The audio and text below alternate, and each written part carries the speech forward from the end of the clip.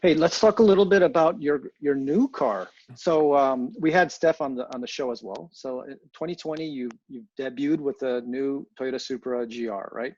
Yeah. Tell us about the new car. I mean, you won round one with it. Were you expecting that you would just come out, swing in, and win the first round with the new car?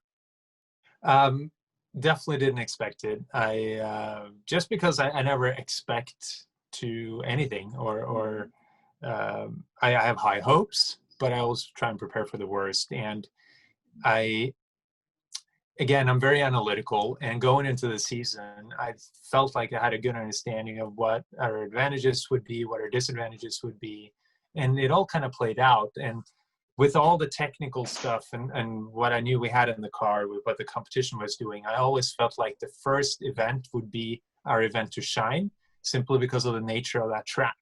It's a small Mickey Mouse track where you have a corner with an acceleration zone in the middle of the course. And those were technical aspects that I thought would work really well with our particular build. And that ended up happening. So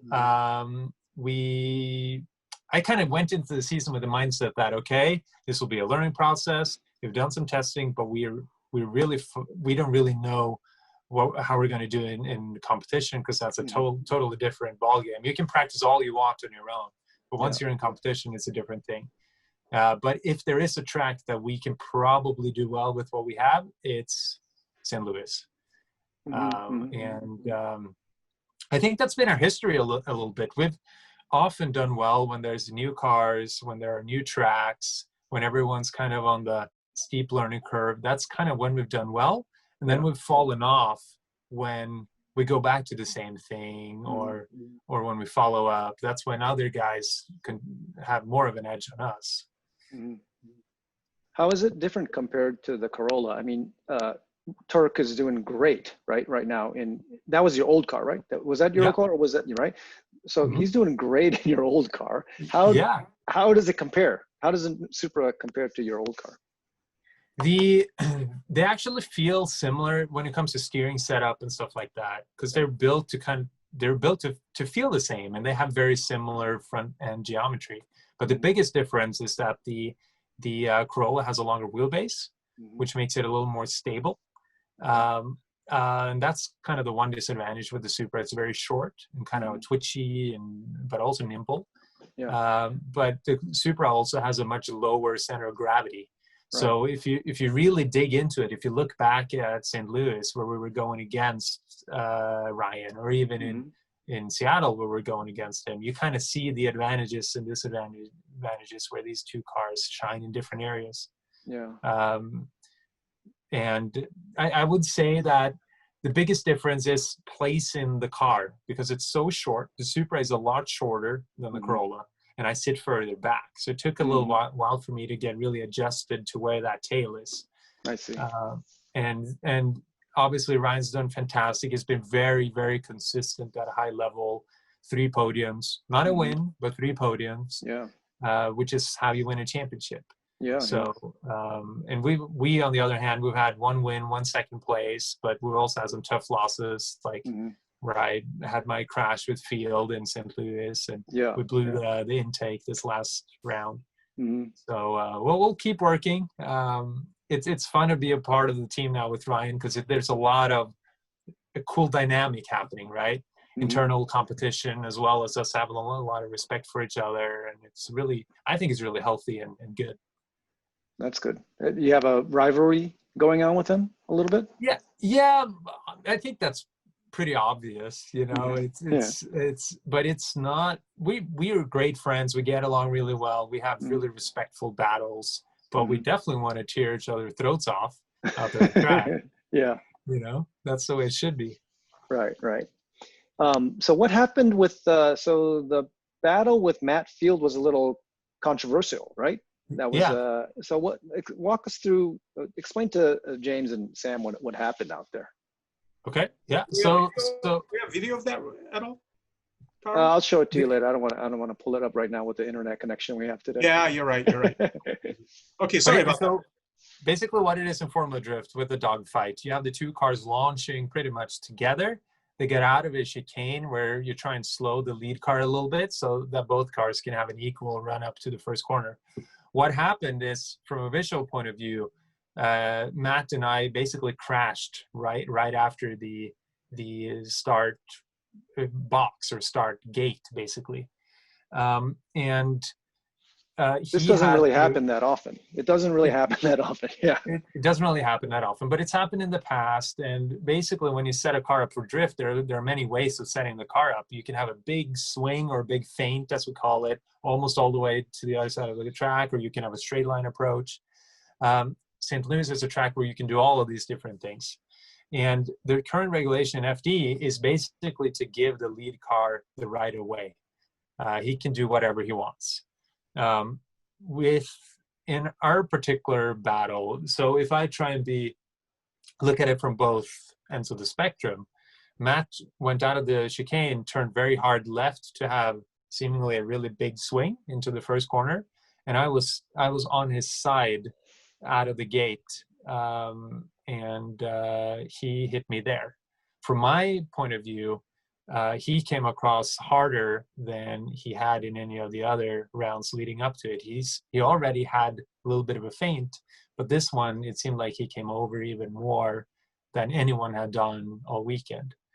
And I think that there's two facets to this. One is we should have done a better job anticipate that, even though I think that would have meant that I would have had to go quite far to the track left. But still, we should have anticipated that. And two, I think that was also a plan and a way for him to drive that made it trickier to do the chase. But there were other guys later that learned from my mistake and our poor spotting prep and dealt with it a lot better than we did. So I think he was in the right to do it, but is it a little bit unsportsmanlike? I thought so.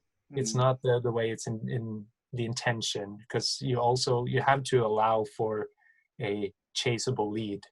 And if let's say you cut 90 degrees out of the gate, that would make it easier for the chase car. So, live and learn. He moved on. The rules are written the way they are, and I think he was in the green. So we'll learn from that and expecting next time. So what he was he trying to feint out? Is that what he was trying to do? Is that why he swerved way in front of you like that? Yeah.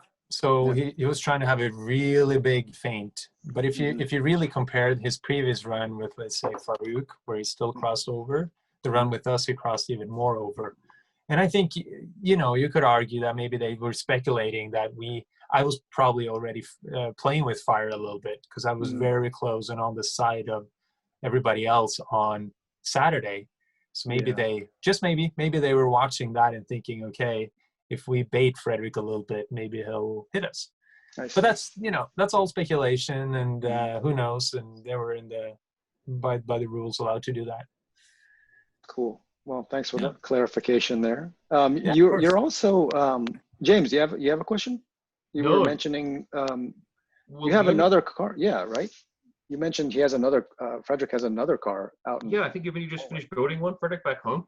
Yeah, that's right. Yeah, we built an A90 Supra in Norway as well, which has been really interesting, trying to build that car during a pandemic with me being locked down in the US. I have some really dedicated and great guys back home that have taken on that build. We got the car in December, wrapped it up just recently. Oh yeah, here we go. That's the blown intake from Seattle right there. What are you going to use the Norwegian version for? Mostly demos and these Gatebil events that we're doing that are really fun track festivals, but it's also built to be legal for the Driftmaster series in Europe, the Russian RDS series. So it'll be theoretically ready for all of those, depending on what we do. So the whole point is to be basically ready for anything that gets thrown at us. We had an 86 before, and that car we used for literally anything. We used it in the snow in the winter. We put a hedge trimmer on the back, and I was cutting sunflowers for a TV show while drifting. You know, we're taking journalists for ride along. It ended up in a movie, basically a European Cannonball Run movie. And so it's basically having a car that's ready for anything. What's the motor in the European version? The good old trusted 2JZ. 2Js, that's what I thought. Yeah. So you guys are obligated to use the BMW motor for FD then. Yes. Yeah. So and it only makes sense, and I think it's only for the better too. I think the B58 that comes natively in the A90 Supra will eventually be better than the 2JC for drift applications because it's lighter. So it's been really cool pushing that bar and working with Steph and seeing how Steph does it. And we're now getting ready to test revision number 2, slightly different headwork and a stroker setup. And I have a lot of high hopes for that car, or for the new motor, but it's a very expensive and kind of it's a work in progress right now. So it didn't make sense to do that in Europe yet.